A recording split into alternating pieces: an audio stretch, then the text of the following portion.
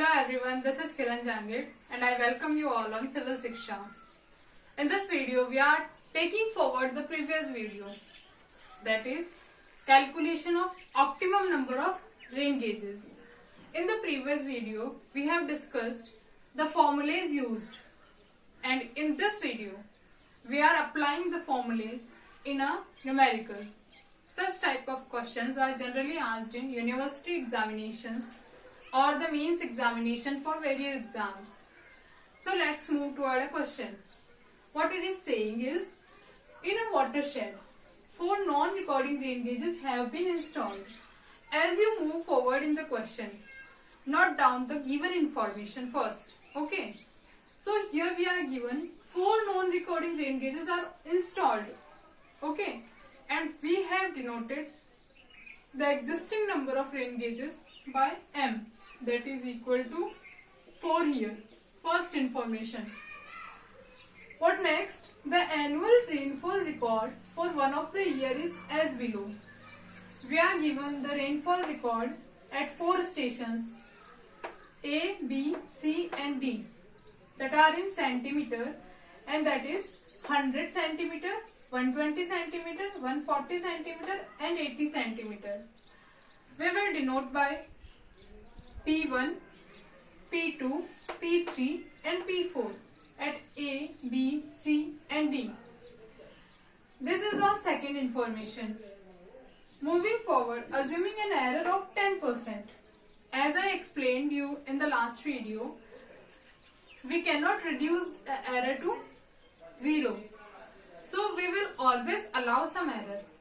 And I have also mentioned that this will be provided in the question or given in the question. Okay. Here the allowable error is 10% and we have denoted the allowable error by E, capital E, that is equal to 10%. This is our third information given in the question. What next? Find out the optimum number of non-recording and recording rain gauges for this watershed. In this question, we are asked the optimum number of rain gauges first. That is N equals to, we have to calculate what is N. And we have to calculate also how much recording and non-recording type. So I will describe these later. First we will calculate the optimum number of rain gauges. So whenever you are asked a numerical type question that is to be solved in steps, always prepare a mind map in your mind. How I explain? Okay. Let's know. We are going to calculate the optimum number of rain gauges here, which is equal to CV upon E to the power 2. For optimum number of rain gauges, we will be requiring CV. And CV is equals to 100 times, that is for percentage, I told you, divided by P bar. P bar is the arithmetic mean of the rainfall. We are giving P1, P2, P3, P4. The arithmetic mean will be P bar. Sigma here is the standard deviation. For standard deviation, I have given you the formula M divided by M minus 1 P square bar minus P bar square under root. Okay.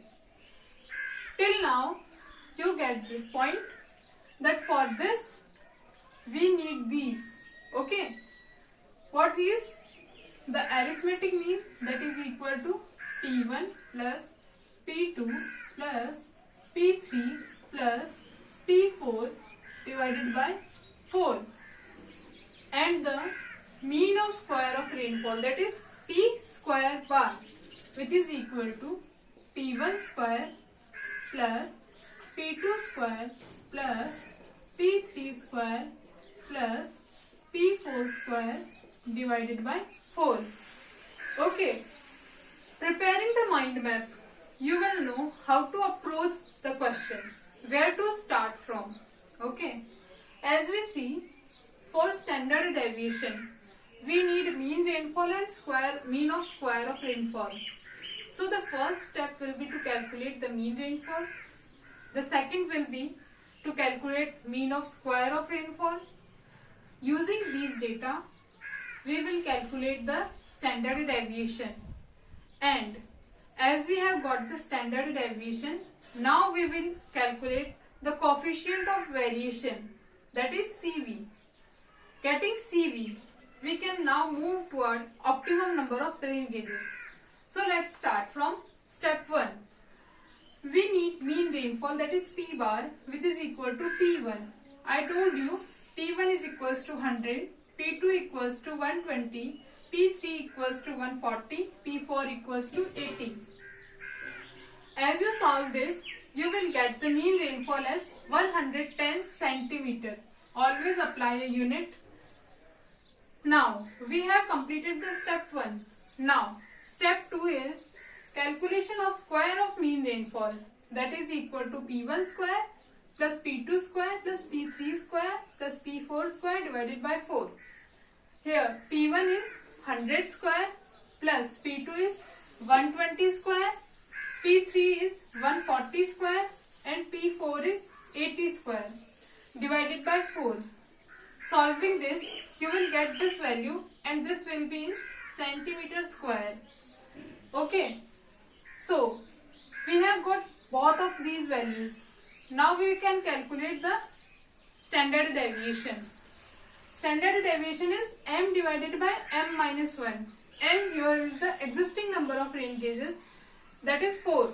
So 4 divided by 4 minus 1 into P square bar. We have calculated here P square bar, that is 12,600 minus P bar square, and P bar is 110 centimeter and P bar square will be 12,100. Okay. Solving this, we will get standard deviation as 25.82. As we have standard deviation, we can now calculate CV. And CV equals to 100, that is for percentage. I told you CV is expressed in percentage, multiplied by sigma, that is 25.82 divided by P bar, that is 110 centimeter. Solving this, we will get 23.47%. Now, we have everything to calculate optimum number of rain gauges. And substituting the value in the final formula, we are getting 5.5 number of rain gauges. And as we know, rain gauges cannot be in fraction. It's number of units. So we need to move to nearest number. That is 6 number of rain gauges we need. 6 number of optimum number of rain gauges. Okay. So we have got the answer to our first question. That is optimum number of rain gauges. Also we are asked non-recording and recording type rain gauges. For calculating non-recording and recording type rain gauges, WMO have given an information, have given a recommendation, that is at least 10% of the optimum number of rain gauges should be of recording type. Okay. Let me write it down. WMO recommends 10% of rain gauges must be of recording type. Okay. So 6 cut 10%. What will be around 1? So we will apply 1 of recording type and remaining 5 of non-recording type. But there is a point to note here. We have already provided or implemented 4 rain gauges. So, and these were of non-recording type. So, if we are going to need 6 rain gauges and all, we are going to apply 2 more. And one of them will be of recording type and one of them will be of non-recording type. So, I hope so you have got it all. Thank you so much.